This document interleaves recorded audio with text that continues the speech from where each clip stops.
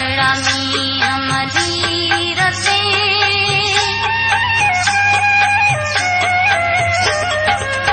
कोठड़ा में हमारी रसे अलोमिया लुलड़ पसाओ ते लगड़े उमर आऊं दुख जा सारा पैरी हड़ा मुझे मारुन सारा वसड़े उमर आऊं दुख जा सारा पैरी हड़ा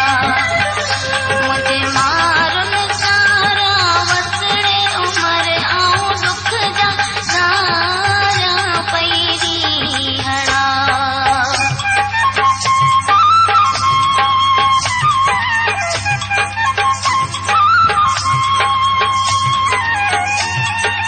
नंबर कोट अली अमीन रेलवे मोबाइल नंबर कोट